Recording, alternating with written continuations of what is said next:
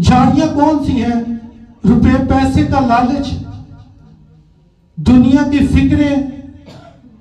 हम इन कामों में पढ़कर हमने अपने दिल के अंदर ये चीजें रखी हुई हैं, जिसकी वजह से हम कलाम को सुनते हैं, समझते भी हैं, गौर भी करते हैं, लेकिन दुनिया की फिक्रों में आकर, दुनिया के कामों में आकर हम कलाम को भूल जाते हैं। बहुत से लोग हैं कि जब इतवार का दिन होता है तो वो छुट्टी नहीं करते,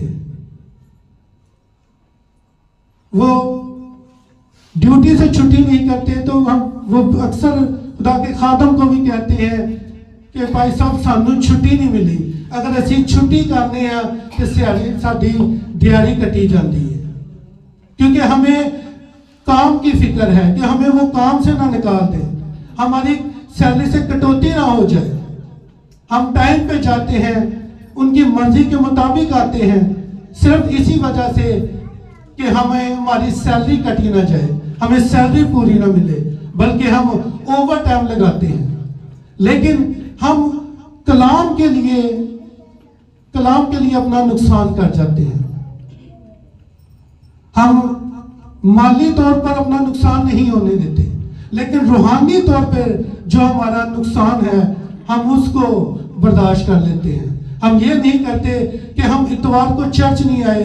हो सकता है कि उस दिन खुदा के खादम ने बड़ा बाबरकत कलाम दिया हो, वो तो हर संडे ही बाबरकत कलाम है, लेकिन जब हम चर्च में नहीं आते तो हम उस बरकत से महरूम हो जाते हैं।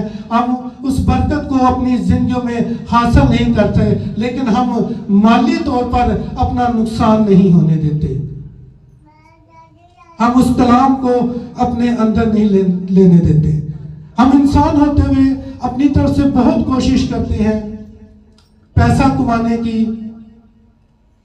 लेकिन जब हम खुदा के साथ नहीं चलते, कलाम को अपने अंदर नहीं लेते, तो यकीनन हमारे पास रुपया पैसा आता जरूर है, लेकिन रुकता नहीं। अक्सर लोग कहते हैं कि पैसा बस बड़ा कमाने हैं, लेकिन साढ़े रुपये पैसे च बरकत नहीं। इसलिए क्योंकि हमने अपना दिल खुदा के साथ नहीं लगाया, हमने कलाम को अपने अंदर नहीं लिया, कलाम की जड़ को अपने अंदर नहीं लिया, इसलिए हम बेफल रह जाते हैं। हम अपने इंसान होते हुए बहुत कोशिश करते हैं। मैं अपनी एक छोटी सी मिसाल देना चाहूंगा कि मैंने बड़ी कोशिश की कि मैं रुपया पैसा ज्यादा कमाऊं। मैंने अपना कारोबार भी करके देखा, मैं बाहर भी गया 2014 में कि मैं बाहर जाऊंगा, उधर खुला पैसा होगा, अपनी जिंदगी अपने तरीके से गुजारूंगा। लेकिन खुदा ने जब किसी से कोई काम लेना होता है तो वो कलाम का बीज आपकी जिंदगियों में बोता है, और जब कलाम आपकी जिंदगियों में बोया जाए, क्योंकि बीज अपने अंदर जिंदगी रखता है।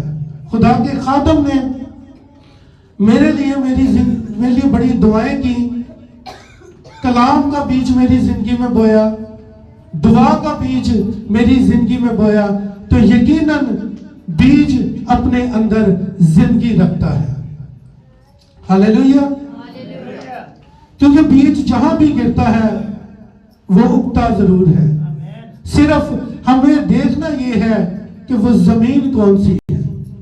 क्या वो कलाम राह के किनारे तो नहीं बीज गिरा, या वो बीज पथरीली जमीन पे तो नहीं गिरा, या वो बीज झाड़ियों में तो नहीं गिरा। इसलिए हमें उस कलाम को अपनी जिंदगियों में लेने की जरूरत है। सबसे आखिरी पॉइंट जो था, अच्छी जमीन।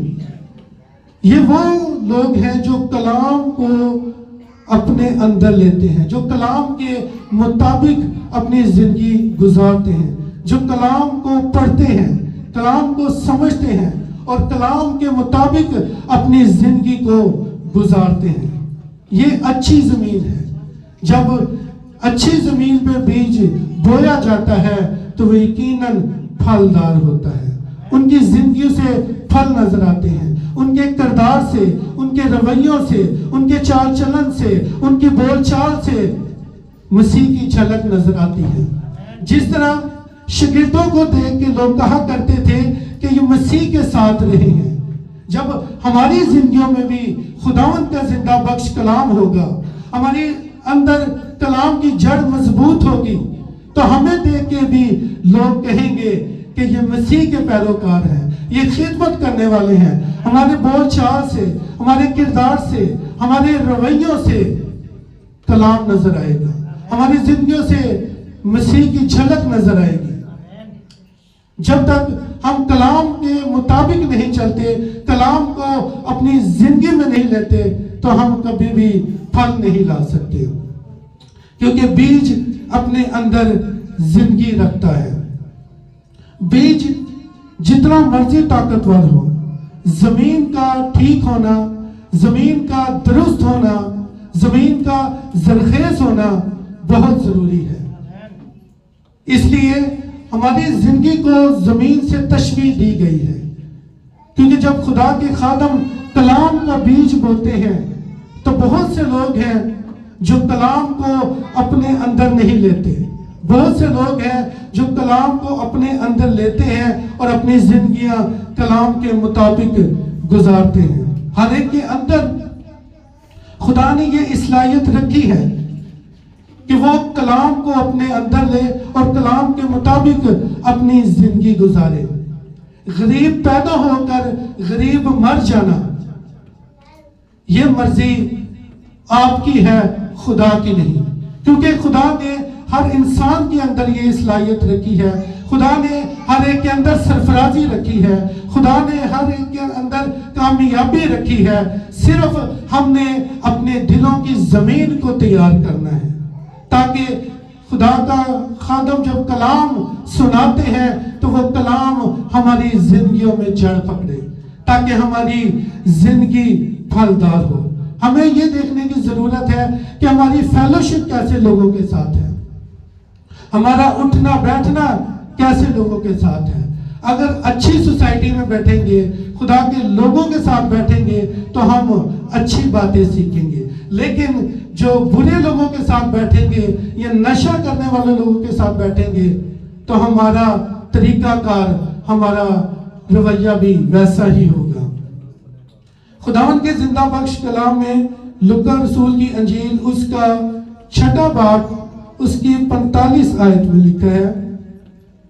लुका 6 बाब उसकी 45 आयत कि अच्छा आदमी अपने दिल के अच्छे खजाने से अच्छी चीजें निकालता है और बुरा आदमी बुरे खजाने से बुरी चीजें निकालता है, क्योंकि जो दिल में भरा है वही उसके मुंह पर भी आता है।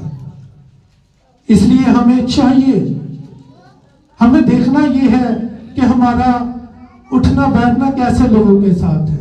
हमें अपनी कंपनी देखने की जरूरत है।